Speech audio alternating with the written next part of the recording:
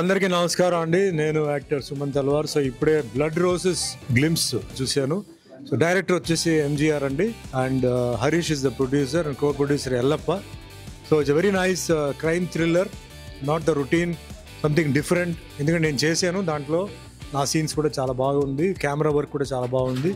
And it's a very tight film. Tight అంటే thrilling, next ఏం జరుగుతుంది అన్న ఒక థ్రిల్లర్ అనమాట.